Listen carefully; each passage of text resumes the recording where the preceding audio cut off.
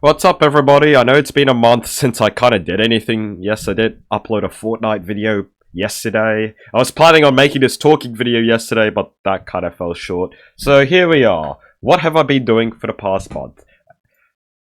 I went to Japan, basically. It's been a pretty long month, to say the least. Pretty enjoyable month. Very excited. Very, it's exciting to be on a holiday for a month. But after everything, now you just feel depressed after coming back to the shithole you call the city. Okay, Sydney. I can guarantee. But basically, over the past month, I went to Japan. And the reason why I couldn't make content throughout that entire stay is because I didn't bring my laptop with me. Damn, I didn't bring my laptop with me at all. The reasoning, because it's not very portable at all. It's actually a very heavy thing, and I just didn't really want to bother. Yeah, I kind of wanted to enjoy my vacation more than bothering with the laptop and trying to make content. Now, I know Geometry Dash 2.2 came out, which is something I'm going to have to farm for content. My head isn't as big as that, guys. Something I'm gonna have to farm for content eventually, but right now I'm just trying to get through the process of recovering from everything. I'm sick right now. Have a cough. Please, I don't. Jesus Christ, what is a server? Jesus Christ, I have a coughing. I don't think I have COVID, but maybe I do. Who knows?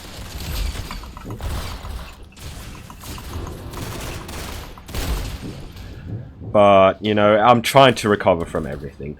So, on the 14th of December 2023, I basically boarded a flight down to Jakarta. I spent about 4 to 5 days in Jakarta just meeting up with family. And after that, we boarded ANA Airlines to go to Japan. It was my first time on ANA Airlines, and they were definitely not the best airline in the world. Oh, first impressions, I guess. Not the best first impression. We only boarded one of their older 787-800s, which had a business class layout of 222, meaning that everyone is sitting next to someone else, which is kind of weird because that's opposed to the newer configuration of 121 on most business class airlines. But, you know, we just dealt with it. The seats were old, they weren't very nice, to say the least. They weren't even a lie flat. I don't know if it's just my seat being broken, but my seat did not lie flat when it was fully reclined, meaning that I was sleeping at about a 45, 60 degree angle. Definitely not the most comfortable seat in the world. The service, on the other hand, was pretty good, because, you know, it's ANA, Japanese people are very nice, but the seat definitely wasn't, and I guess our first impression experience just wasn't that good. After about 7-ish hours, we landed in Tokyo, where we instantly boarded a connecting flight down to Sapporo, to Nuchito's airport. Ironically, the plane they used to do that flight was basically the same plane as ours. The business class seats were exactly the same with the same layout. It's just less business class seats because it's domestic. After that short 1-hour flight, we landed in Sapporo. For the next 5 days, we kind of just did, I don't know what we did. We just went around Sapporo. We went to the Blue Lake, which is about a 2 hours drive from Sapporo, except since we went in winter, the lake wasn't even blue at all. It was completely frozen over with snow, so it was more of a white lake than a blue lake, but that was fine. We visited Ningle Village, I guess that's what it's called, which is just some wooden village tourist attraction thing. We went around Sapporo, and we went to a town called Otaru, which is definitely, don't go there. It's not that bad of a town, it's just there's so many Chinese tourists. Like, I don't mean to be racist at all, but you obviously don't like places where there's a lot of tourists, because, you know, it just gets annoying. Jesus Christ. But yeah, it's just a lot of tourists there. It felt like the entire town was overrun with tourists. Hello? I'm so glad my head isn't as big as that, guys. It just felt like the entire town was overrun with tourists. Damn. Like, I would hate to be a local living there, because my entire town, there's probably more tourists than locals there. I don't know why there's that many tourists, because there's not really anything interesting there, other than it's a fishing village and they have good food, which is basically a common theme all around Japan, honestly. Yeah, that guy doesn't have. Yeah, you need to quit aimbotting. Which is a common theme around Japan. That's pretty much all Otaru had to give us. I guess it got good views and good views and a good town, but it certainly wasn't worth all those tourists. Why am I? Okay, I don't even know. It's definitely not worth going to. After Sapporo, we took the private bus down to we went to Niseko first before the next one. Now, Niseko, what's interesting about it is it's a skiing village. Now, my Japan knows... Wow, Why did I say Japan? My grandpa knows a lot of friends, and one of his friends actually owns the Hilton down in Niseko, which is why we stayed there. So we basically got all the special service because we know the owner, you know. We know the owner, we all get the special service. Like, we skip all the queues, we get special food, and we get special gifts at the hotel room. We got upgraded for free. It was just a really pleasant experience. We didn't have to pay as much. Now, we only spent 2 nights at Niseko because, again, it's a skiing village. There's actually nothing to do there. I noticed someone on my right, damn it. There's pretty much nothing to do there but ski, and since none of us actually, you know, ski, none of us actually did that. Instead, we just walked around Niseko. There were pretty good views. We did snowmobile, which was okay to say the least, but definitely not as hyped up as it was meant to be. Because we did the snowmobile back in 2016 in Finland, and well, just nowadays, they don't let you go very far at all. They don't, you have to stay in a pact, and they don't let you go very fast. It was definitely very... They were very protective of you. Jesus Christ, these guys are try hard. They were very protective of you. They didn't let you go very fast. You have to wear massive helmets. Yeah, and it got pretty cold, but I guess snowmobiling is kind of fun to say the least. And after that, we boarded the bus down to Noboribetsu. Now, Noboribetsu is a pretty interesting thing because the hotel we stayed at was very far away from the main town, but it was very close to the Hells Valley little tourist attraction thing. Now, that thing is basically just a naturally occurring sulfuric acid little thing. And basically, sulfuric acid is pretty hot, and it is naturally occurring. It's basically like the Blue Lagoon in Iceland, except it's not geothermic wastewater. Instead, it's actually naturally occurring. Now, we didn't actually... Jesus fucking Christ! I saw someone there. What the fuck am I blind? Hit someone. Oh my god. But after Noboribetsu, which we only stayed there for a night, we also tried out at the hotel an onsen pool. Now, with an onsen pool, right? Haha. Basically, an onsen pool is just your regular public hot tub, except with the one minor change is that you're completely naked in a public hot tub. Very interesting to say the least. It was definitely a little confronting to strip naked in front of other people, but yeah, that guy definitely a little intimidating to just strip naked, but eventually once you actually enter the hot tub itself, you get used to it. Because everyone else is also naked and you're split up to male and female. Of course there's no such thing as a, you know, they don't mix male and females together because otherwise, you know, you'll get raped there. Which is definitely a possible thing, you know, because you're all naked. But it was completely fun. Unless, I don't know, if you're transgender, then, I don't know, yeah, you fuck need to quit aimbotting. Headshot. Oh, sorry. I forgot to turn my voice changer off. Fuck you if you're transgender. Now, after that experience at an onsen hot tub, we went down to Hakodate where we stayed for one night. Now, that hotel also had an onsen pool, but the interesting thing about this one was that it was actually private. It was in your room, in your hotel room, which meant you didn't have to strip naked in front of your public, you just had to strip naked in front of your roommate. Which, obviously, my roommate's just my uncle, so it's completely fine, but still. Ooh, right in the dome. What?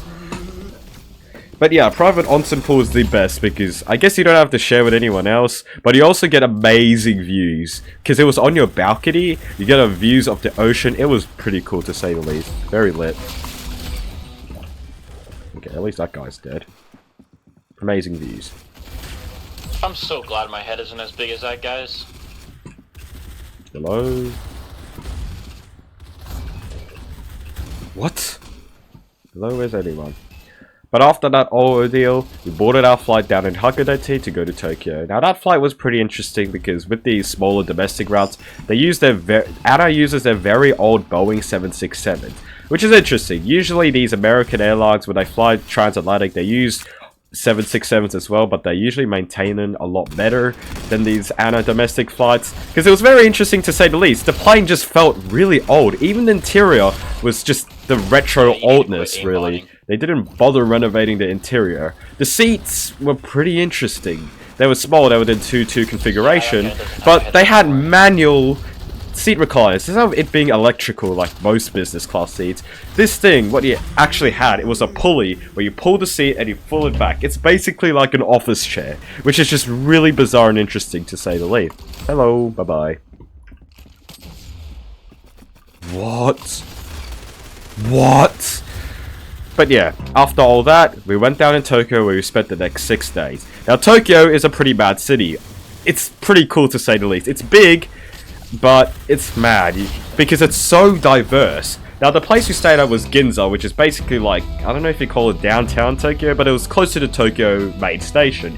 Now, in Ginza, it's very quiet. It's more of a business, more of the richer, more of the more lavish kind of culture there. So there wasn't really much going on there. It was pretty quiet, and all the shops there was just the luxury shops like Gucci and Louis Vuitton.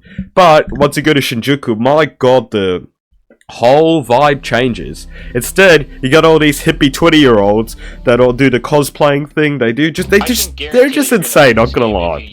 Shinjuku is insane compared to where we stayed at, which was Ginza.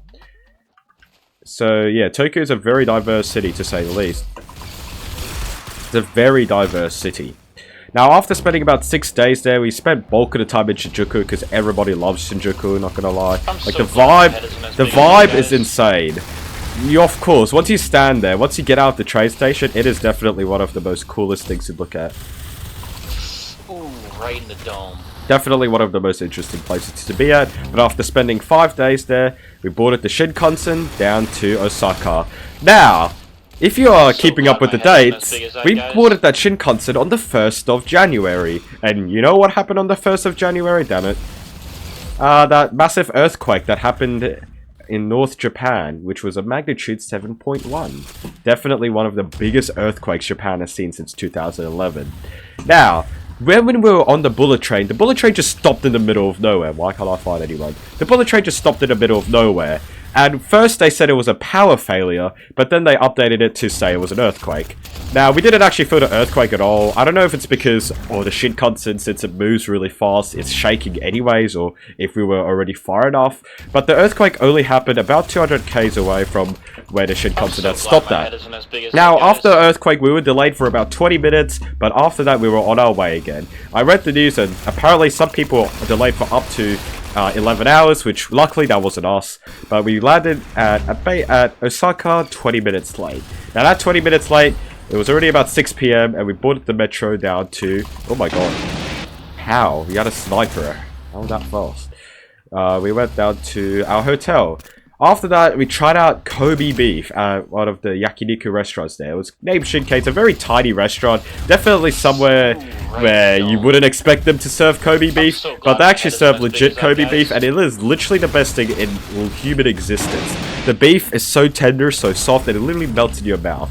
It was definitely worth the 200 bucks we paid for it. And it was about 450 grams, so it wasn't that much. It's definitely a luxury item that you don't get for cheap. But after having that twice, because we ate that twice, we went down to Hiroshima on the Shinkansen again. Now, Hiroshima is an interesting city. Yes, it got bombed in 1945, but pretty much the only thing that is reminiscent of that atomic bomb was the atomic bomb dome itself. Nothing else pretty much reminded you of the atomic bomb, because they rebuilt everything, and it was the 1940s. It was definitely quite... It was like 80 years ago, so obviously everything's rebuilt.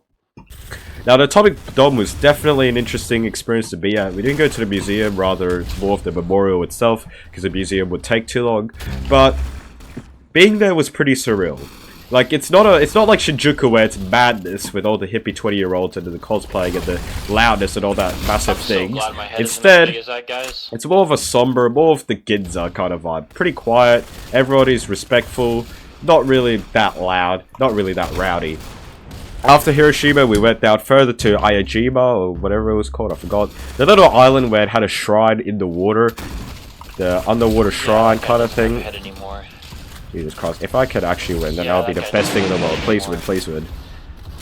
But that shrine under the water, it's pretty cool. It had massive long lines to get inside. Stop moving! I'm so glad my head isn't as Fuck! big as that, guys. Better win, I better win, I better win, I better win, I better win, I better win, I better fucking win. I'm gonna be so pissed if I don't.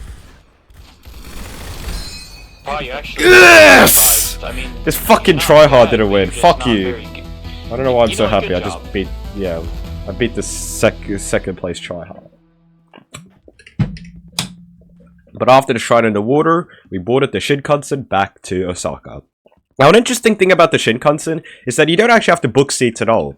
All you need is a JR pass, and after that JR pass, you can just go wherever the fuck you want. Like, I thought it'd just be like the European style, where they check your tickets, they check where you're going, and make sure you're on the right train. Here, you don't. All you need is just a basic ticket to get into the station, and after that, you can just board whatever train you want to go to wherever you need to go. Now, I'll try to find what platform. It's kind of difficult, but if you have Google Maps, it's just easy like that. Google tells you what platform you need to be at. After all that, boarded Shinkansen. Now, on the way going back there, we weren't able to book seats because the Shinkansen was already full. Now, luckily, on the Shinkansen, the first 3 carriages of a Shinkansen is all full of non-reserved seats. Now, in that non-reserve, it basically acts like a bus or train. You just get to sit wherever you sat at. For the first hour of the trip, we had to share with other people because we didn't get our own seats. But after some people got off at the nearby stations, we got seats eventually. Like, I saw people on that Shinkansen train standing up for the entire 3-hour trip because they couldn't find a seat, which is insane. Because standing up for 3 hours is definitely no easy feat. But after all that, hello, how are you doing? Fuck, I think my internet's just not working today. But after the whole thing, we're back in Osaka, where we spent the next day going to Nara and Kyoto. Now, Nara is a pretty interesting town because it had the deer park. Basically, deers that are basically enforced in a zoo, except it doesn't look like a zoo at all. And you can basically feed them deer cookies. Cool. Yeah, that guy doesn't have a head anymore. You can basically feed them deer cookies, and a pretty interesting thing is, when you bow in front of them, the deer actually bows with you. Well, some of the deers, not all of them, for some reason. But the deers were very kind and respectful. They weren't too aggressive at all. And you could basically feed them and touch them. And you can go really close up to them and pose with them. It was a pretty cool experience. And after that, we went to Kyoto. Now, Kyoto, again, is basically like Ginza. Very quiet, not very, you know, too heavy on the rowdiness, and not too lively at all, because it's more of your traditional Japanese city, because traditionally Kyoto is a very old city. You need to quit aimbotting. Kyoto is an old city. It was the capital before Tokyo. Fun fact, I only found this out recently. If you rearrange the word of Kyoto, you get Tokyo. After Kyoto, we went back to Osaka, where we just explored Osaka. The next day, we went to Universal Studios, which was pretty cool to say the least. I also went to Disney Sea down in Tokyo. I forgot to mention that. But the main difference between Universal and Disneyland was that the wait times were significantly less than Universal. Like, the wait times were like only about 60 minutes at max. Bro, we waited like 3 hours to go on that Indiana Jones ride, which wasn't even worth it, to be honest. Like, at Disney, they manufacture the fun for you. You wait a ridiculous long time to board a ride that is clearly not worth it, and yet you still feel enjoyment because of the sunk cost fallacy. At Universal, at least, you know, the wait times weren't as ridiculous, and we were able to actually ride on a lot of the rides. I went on Hollywood Dreams 3 times, and I went on the Flying Dinosaur 2. Because nowadays, I kind of just want to ride anything. I don't really feel scared of roller coasters anymore because of how ridiculously safe they are. But definitely don't go on the more extreme roller coasters like twice in a row, because you definitely do get sick. Like, I'm not immune from motion sickness, so after riding the Flying Dinosaur for twice in a row, yeah, my body started to feel like shit. Because immediately after riding that, we got the fast pass to ride Harry Potter The Forbidden Journey, which is, in my opinion, the worst ride in history. Basically, all you do is you get strapped onto a coaster thing, and it moves you around these immersive 3D, not even 3, I think like 4D experiences. It was so nausea. It was so motion sickness. You get fucking throw up on that shit. It's not like a motion simulator where you just stay still though. You actually continue to move with the whole thing. You need to quit aimbotting. Headshot. Go. You actually move with the whole thing, which is insane, because you just get thrown in all these different forces that you don't even see because they're not your outside roller coaster. Damn it. So yeah, that was one of the worst rides there. Definitely don't. I'm not recommending that ride at all. Now, after Universal, we spent the next day just touring around Osaka. We went out the Ferris wheel thing that's on top of a shopping mall for some reason. And after that, we went back to Tokyo, where we spent one more night there before boarding our flight back to Jakarta. We spent one night in Jakarta before we boarded our flight down to Singapore. We spent 4 days in Singapore, where all we really did was I just cycled. Because I rarely actually get to cycle nowadays, I'm so glad because my of head just isn't as big as that, Sydney. guys. Sydney has terrible cycling paths. But in Singapore, the cycling paths are actually really good. There was a lot of cycling routes. First day, we went down to the stadium via a pretty interesting route I'd never been on before. But after that, we cycled around East Coast Park, which is just like the main area to cycle at. What I found really interesting is that there was actually barely anyone there, unlike last year. But I also cycled at East Coast Park and there was quite a lot of people there. I guess it's kind of scary to be there by yourself, because the thing is, Singapore experiences terrible weather. And when it rains very heavily. Jesus Christ, there's so many people. Ooh, right in the dome.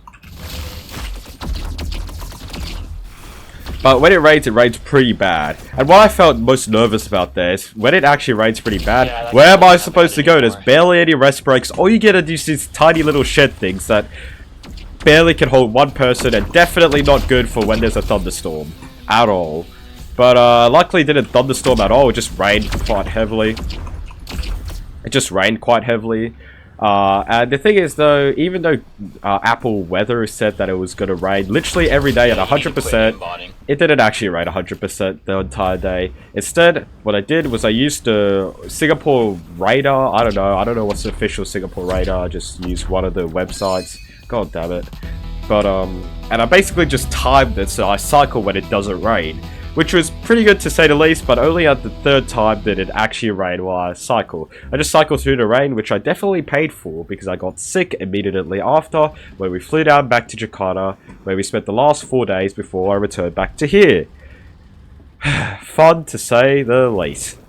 Now, the entire trip was amazing. I got so many things out of it. I got 3,000 clips I'm going to turn into a vlog, and I got so many souvenirs. But yes, leaving this YouTube channel for a whole month definitely took its price, you know.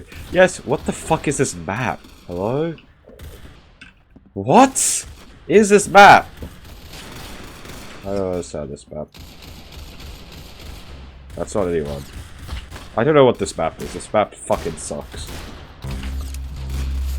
Oh, everyone's up here. Why? Yeah, leaving my YouTube channel for a month definitely paid its price.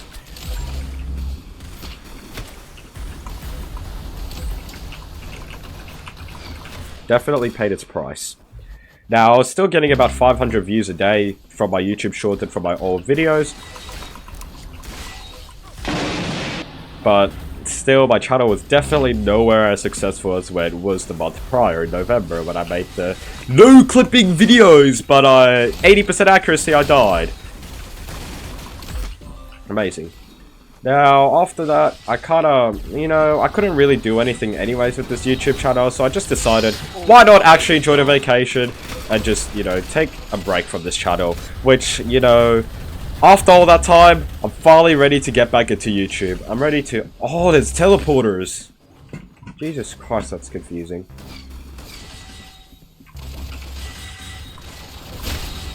Jesus Christ. But after all that, I'm ready to get back into the YouTube things. I'm gonna have to do Geometry Dash 2.2. I'm so glad my head isn't as big as that, guys. 2.2, which is definitely something I'm gonna have to do.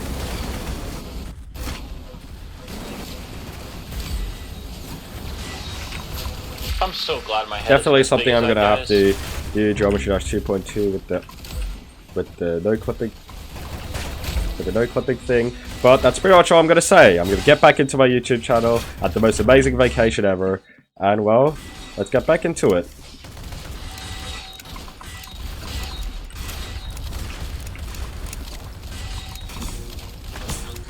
Jesus Christ. I'm so glad my head isn't as big as Alright, that, now guys. let me focus on trying to win this game. Hello?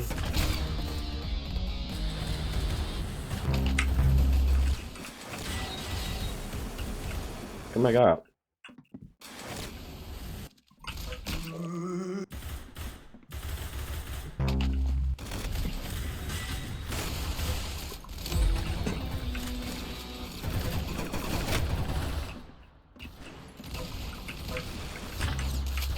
Right, I can just cheat the system. I can just cheat the system.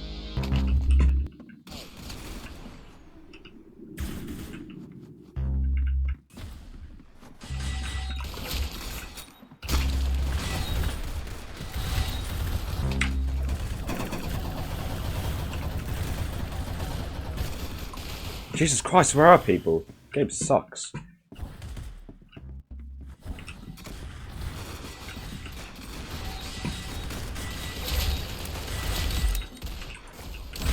Ooh, right in the dome.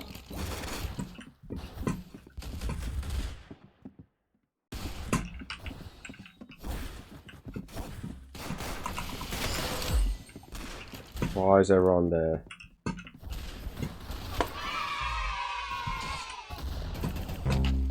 Alright.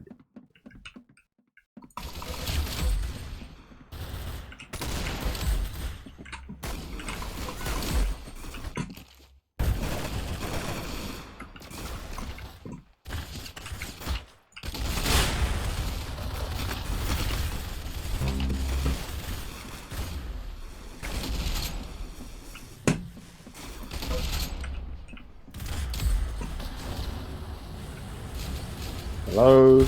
My internet. Oh, sorry. Headshot while I forgot to lagging. turn my voice That's to changer do, off. actually.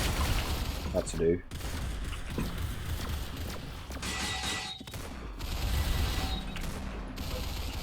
Jesus Christ! Oh, that's enough of that.